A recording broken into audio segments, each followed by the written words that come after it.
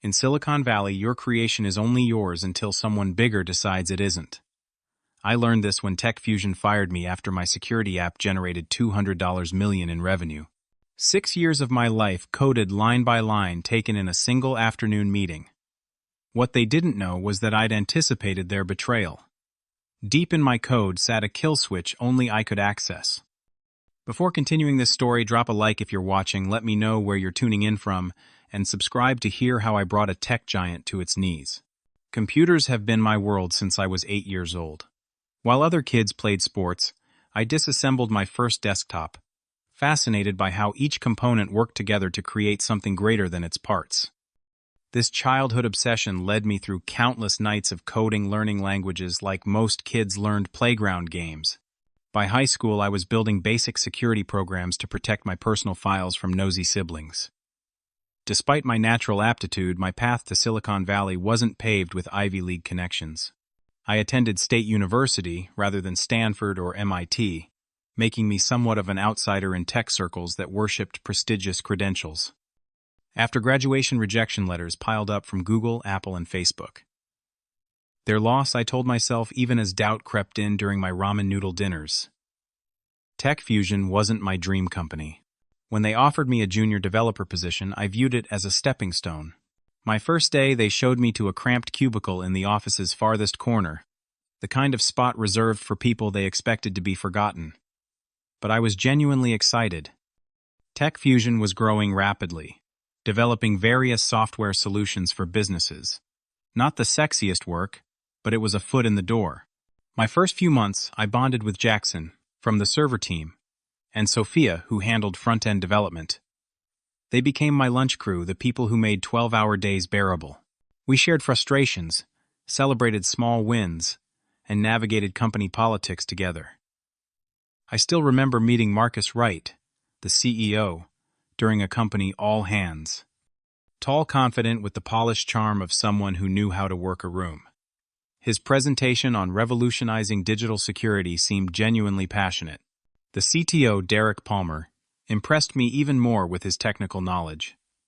I admired their vision, their apparent dedication to innovation over quick profits.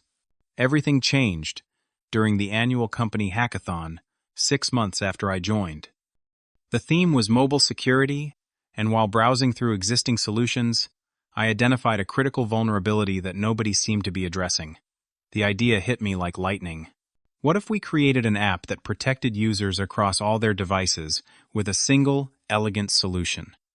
Current options were clunky, inefficient, or focused too narrowly. For 48 hours, I barely slept, subsisting on energy drinks and determination. When I presented my prototype, even my team lead Thomas Barnes seemed genuinely impressed. Thomas was usually quick with criticism and slow with praise, making his reaction all the more satisfying. He placed his hand on my shoulder after my demonstration. "This has serious potential, Levi. Keep developing it. I will make sure you get the resources you need." Those words fueled me through the next several months. While fulfilling my regular duties, I poured every spare minute into refining my security app. Weekends disappeared. Friends stopped calling after too many canceled plans. But watching my creation evolve from concept to functioning product felt worth every sacrifice. The technical challenges were substantial. Creating a security system that worked seamlessly across different operating systems while maintaining a light footprint required innovative solutions. I developed algorithms that detected threats faster than anything on the market, implementing encryption methods that even our senior security specialists called impressive. With each breakthrough, my connection to the project deepened. This wasn't just code. This was my vision, my solution to a problem millions faced daily. I added features competitors couldn't easily replicate, focusing on user experience alongside robust protection. The app needed to be powerful yet intuitive enough for anyone to use. 3 months into development, Thomas arranged for me to present to the executive team.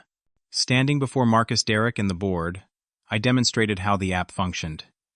The room fell silent as they watched the program detect and neutralize simulated threats in real time. Marcus leaned forward, actually engaged. "This is impressive work, Levi." Derek nodded in agreement.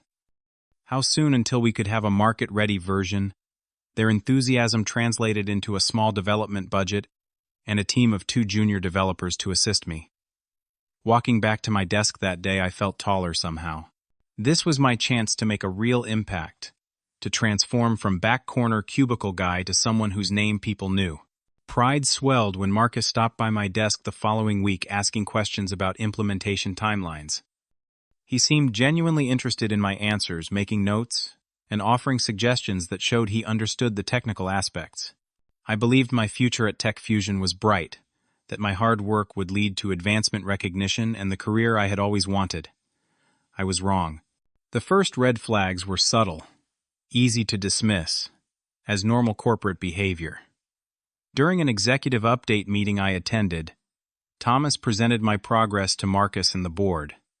He referred to our development and the team's innovation, barely mentioning my name despite the fact I had written 90% of the code myself. When I approached him afterward, he patted my back dismissively. "We need to present this as a company initiative, Levi. Nobody cares about individual contributors at this level." I noticed I was being excluded from marketing meetings about the app. When I asked why, Thomas explained they were just preliminary discussions and he would loop me in when appropriate. Yet decisions about how to position my creation were being made without any input from the person who understood it best. One evening, working late, I overheard Thomas speaking with Derek in the conference room door, slightly ajar. "We need to manage Levi's expectations," Thomas said. "He's getting too attached to this project." Derek's response chilled me. "Once the app launches, we can transition him back to regular development. Make sure his contract language is standard." Sophia pulled me aside after a team meeting the next day. Her expression was concerned as we grabbed coffee in the break room. "Be careful, Levi," she whispered. "Do you know what happened to Ryan from the cloud security team?"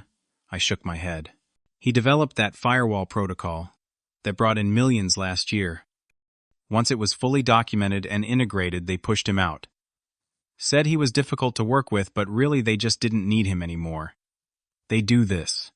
They find talented people, extract their innovations, then discard them. I wanted to believe my situation was different, but seeds of doubt were planted. Still, I focused on perfecting the app, convincing myself results would speak for themselves. The launch exceeded all projections. Within weeks, major tech publications were praising the innovative approach to security. User signups grew exponentially. By the end of the first quarter, revenue had reached $50 million. My creation was becoming the gold standard in mobile security. Corporate politics intensified with our success.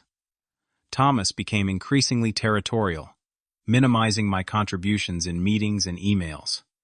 When industry publications requested interviews with the developer, Thomas insisted on handling them himself, or bringing along Derek, who suddenly claimed intimate knowledge of development decisions he had never been part of. Amanda from HR called me in for a routine documentation update. She slid a revised contract across the table. "Just standard terms for intellectual property and project attribution," she said with a practiced smile. Reading between lines of legal jargon, I realized I was signing away any claim to creation credit. I hesitated but felt pressured to sign. At the next company event, Marcus barely acknowledged me, though just months earlier he had been full of praise.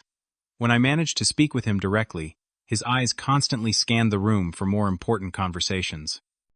Derek was worse, actually questioning whether I deserved special recognition, since I was just one developer on a company initiative.